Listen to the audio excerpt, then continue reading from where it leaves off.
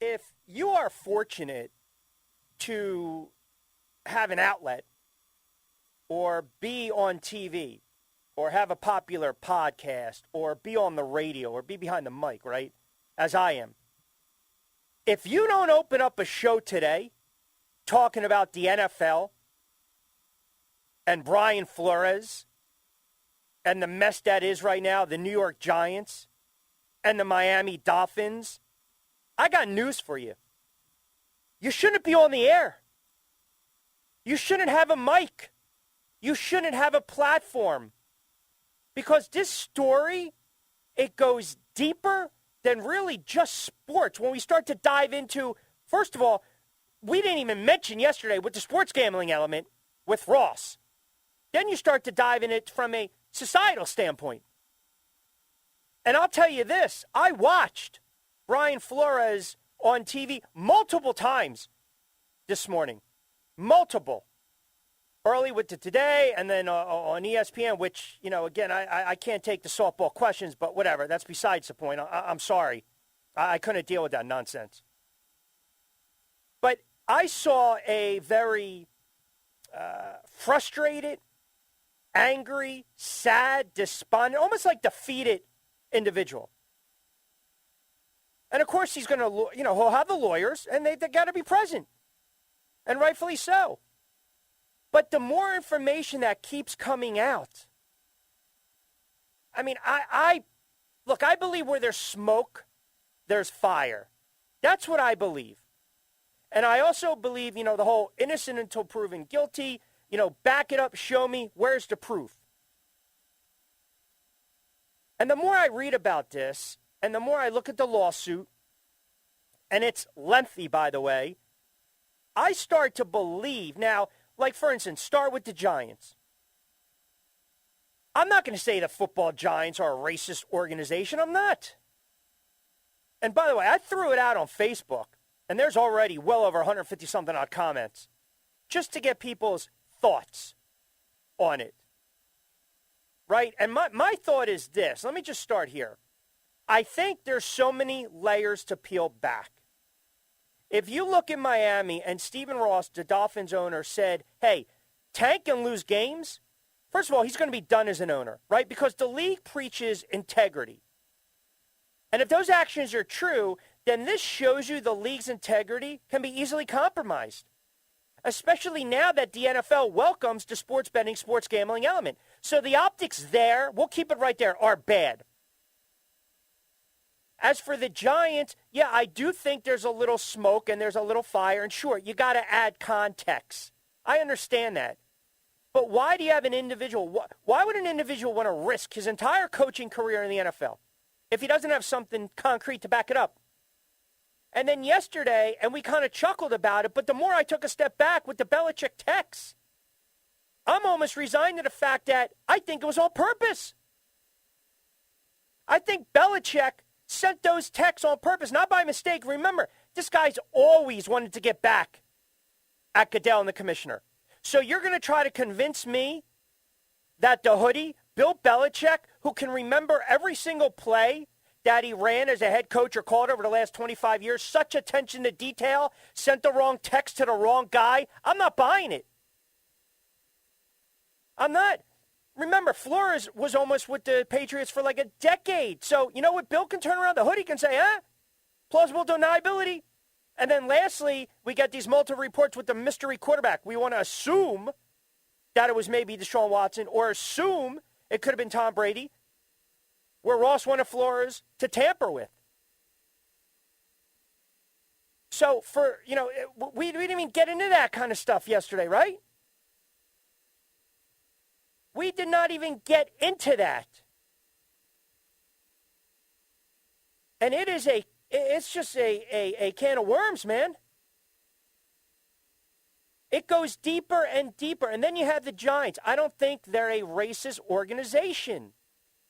But I think it's a bad look. Look, I mentioned this yesterday.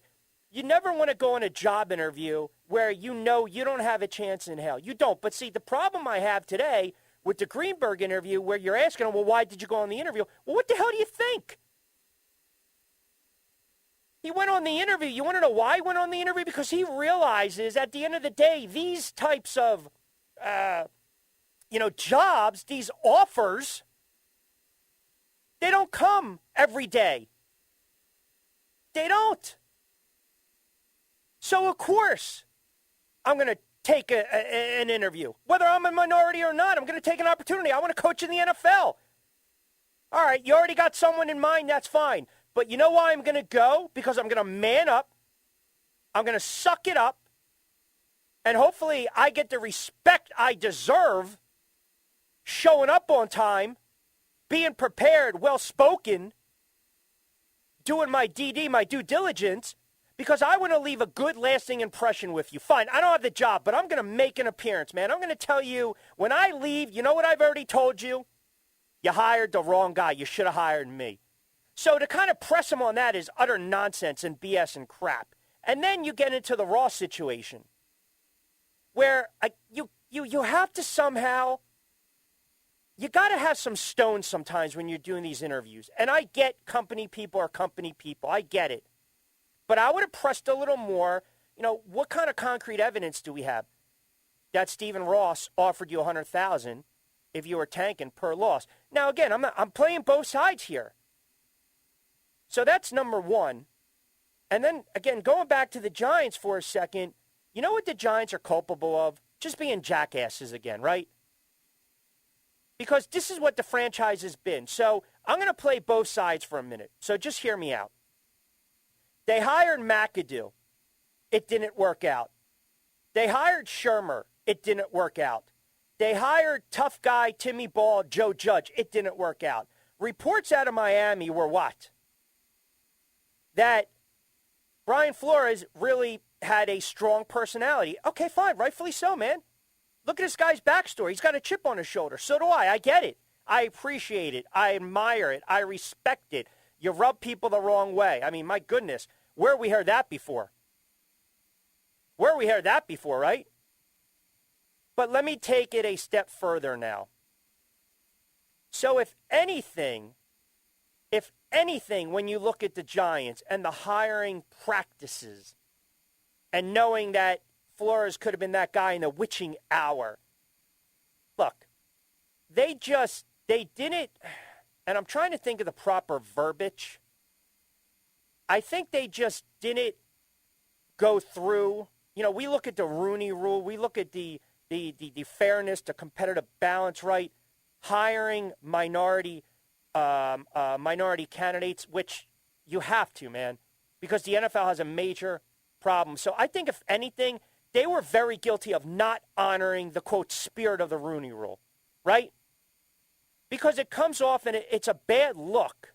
It really is. And maybe they also decided, I don't want to hire, and I'm speculating, we don't want to hire a guy. Look at the last several tenures that we've had. It hasn't worked out. 3 coaches in 4 or 5 years? We don't want a guy that's going to give us pushback. And I'm not saying Brian Daboll is going to give pushback as the Giants head coach. And I'm not necessarily saying that maybe Brian Flores would have. But the reputation precedes you to some extent. But this is where I will commend him. This is where I will actually sit there and say, hey, good for you. Good for you, because you might sit there, you might be driving around, you might be in your car right now listening in, you might be listening online, wherever you are, and you're thinking to yourself, you know what, Rich, you're off your rocker. You're totally off base with this one. Well, I don't believe I am, because what he is doing right now, he's just not going up against Miami. He's not just going up against the New York Giants. He's basically saying, hey, NFL, I'm right here, man. I'm not going anywhere. And I think that's commendable. It is. It's commendable. And I know what you guys are thinking. A lot of you guys, because I'm seeing it with you guys tweeting at me in the comments on Facebook, and you're entitled to your opinion. When it crosses the line, then, yeah, I got to blast you. Sorry. But you're entitled to your opinion. But the fact that he has conviction, the fact that he has integrity, I don't believe it's sour grapes. I don't. I don't know how much of it is true. What What are you going to make this? You're going to sit there and tell you that a billionaire owner, you're making up a billionaire owner, which, by the way, I'm not buying it. I actually believe, if anything, Ross probably did it. Which is utterly ridiculous. It's worse than Pete Rose. It is when you think about it. But this guy has convictions, man. And like I said, the guy seems like he's hurting. He's frustrated. He's defeated. And now he's got to go up against the mighty Shield. And everyone knows if you're going to stand up for yourself, if you're going to speak up, if you're going to take action, and you know, if I do this, if I make this step, if I kick open this door, if I go full throttle, I'm probably never going to get hired again in the NFL. That takes stones, man. That takes courage and conviction. Because the NFL will squash you. If these allegations, 2%, 3%, 4% are false, the NFL is going to countersue this guy. They're going to squash him like a grape.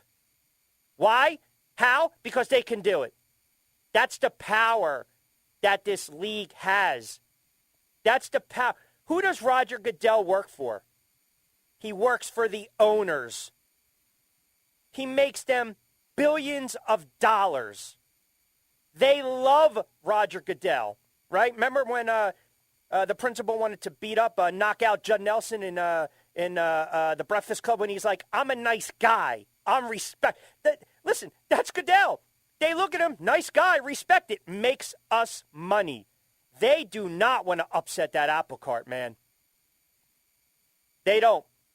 And it just goes deeper and deeper and deeper. And then you add to boot the Hugh Jackson stuff with the Browns. Like, who's to say Dolphins and Browns fans don't turn around and try to sue these teams? We're paying good money to watch these games.